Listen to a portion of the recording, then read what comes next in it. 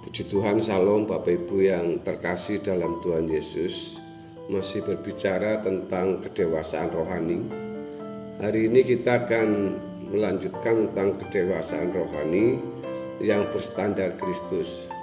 Saudara, kalau kita sungguh-sungguh mengusahakan untuk hidup tidak bercacat, tidak bercela atau mencapai kesucian Allah, hal itu harus dimulai dari hal-hal sederhana di dalam hidup kita, yang di mata Allah sebenarnya itu bukan hal yang sederhana, melainkan hal yang besar karena menyangkut sikap hidup. Oleh sebab itu, setiap hari kita harus menggelar perkara di hadapan Allah. Kalau ada hal-hal yang tidak berkenan di hadapan Allah yang kita lakukan, seakan-akan kita akan dihadapkan pada pengadilan Kristus untuk mempertanggungjawabkan hidup kita. Hendaknya kita tidak menjadi bingung bila berbicara mengenai kesucian. Kesucian bukan sesuatu yang abstrak, melainkan sesuatu yang real dan natural. Dimulai dari setiap kata yang kita ucapkan, setiap tindakan yang kita lakukan, setiap reaksi dan respon kita terhadap suatu keadaan atau seseorang. Di dalam segala hal tersebut, sikap hati kita bermain. Sikap hati inilah yang memberi kualitas atas kesucian hidup kita. Saudaraku, hendaknya pikiran kita tidak disesatkan bahwa kesucian hanya dicapai oleh orang-orang tertentu dan julukan orang suci hanya untuk orang-orang tertentu. Semua kita harus mencapai kesucian Allah dan bisa disebut sebagai orang suci di hadapan Allah. Allah lah yang melegalkan atau mensahkan seseorang sebagai orang kudusnya atau tidak, bukan manusia atau lembaga manapun. Kalau kita memperhatikan pola karya Allah di dalam Alkitab, Ia selalu bekerja dengan proses. Dari awal penciptaan, yaitu penciptaan alam semesta, panggilan Abraham sebagai nenek moyang untuk umat pilihan dan orang percaya, lahirnya Israel sebagai suatu bangsa, bahkan iman pun datang dari pendengaran oleh firman Allah. Seperti yang dikatakan oleh Paulus dalam Roma 10 ayat 17, jadi iman timbul dari pendengaran dan pendengaran oleh firman Kristus. Saudara-saudara yang dikasihi oleh Tuhan Yesus, firman yang melahirkan iman di dalam diri kita bukan sesuatu yang secara otomatis atau mistis masuk ke dalam diri kita dan dengan sendirinya dapat memahami firman Allah tersebut. Firman Allah dapat kita pahami melalui proses belajar yang tekun, itu baru dari aspek kognitifnya. Aspek lain yang membuat kita mengerti firman Allah adalah hati yang tidak mencintai dunia. Artinya setia dalam hal mamon yang tidak jujur, hati yang haus dan lapar akan kebenaran, sebab hanya orang yang haus dan lapar akan kebenaran yang akan dipuaskan, di dalam Matius pasal yang ke-5 ayat yang ke-6.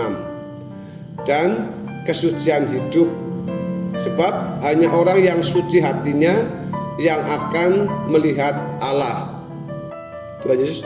Tuhan Yesus di sini menjelaskan dalam Matius 5 ayat yang ke-8. Kalau tadi di dalam pasal 5, Matius pasal 5 ayat yang ke-6 mengatakan, berbahagialah orang yang lapar dan haus akan kebenaran karena mereka akan dipuaskan. Sekarang dalam pasal 5 masih di Matius 5 ayat yang ke-8, berbahagialah orang yang suci hatinya karena mereka akan melihat Allah. Saudara-saudara yang dikasihi oleh Tuhan Yesus, kata melihat dalam teks aslinya bukan melihat dengan mata, melainkan melihat dengan hati. Tanpa kesucian, tidak seorang pun dapat mengenal Allah. Kesucian di sini bukan berarti lalu kita menjadi sempurna, dulu maksud saya baru bisa mengerti kebenaran, melainkan harus memiliki komitmen untuk tidak melukai hati Allah. Sebab Allah tidak akan memberikan mutiaranya kepada babi dan barang yang kudus kepada anjing. Saudaraku, demikian pula ketika kita berjuang untuk memiliki kedewasaan rohani. Kedewasaan rohani kita itu standarnya adalah Yesus sendiri. Kedewasaan rohani kita ditandai dengan kehidupan yang tidak bercacat dan tidak bercela. Kedewasaan rohani kita ditandai dengan roh yang lemah lembut dan tentram. Ini pasti kehidupan seseorang yang tidak melukai siapapun dan tidak merugikan siapapun, baik dengan kata maupun perbuatan. Kedewasaan rohani ditandai dengan kecerdasan rohani, dan kecerdasan rohani diekspresikan dalam sikap yang tidak melukai orang lain, dalam segala hal menyenangkan hati Allah. Semua ini bisa dirangkai dengan atau dalam satu kata, yaitu kesucian. Saudara-saudara yang saya kasih dalam Tuhan Yesus, proses ini berlangsung setiap hari, setiap saat dalam dan melalui setiap peristiwa dan kejadian. Juga berlangsung di dalam batin atau hati kita dan tidak akan pernah berhenti sampai kita menutup mata. Itu prosesnya. Nilai-nilai yang disebut sebagai mengumpulkan harta di surga. Itulah sebabnya Tuhan Yesus berkata, kumpulkanlah harta di surga bukan di bumi. Fokus satu-satunya hidup kita adalah bagaimana mencapai kedewasaan rohani dalam standar Kristus.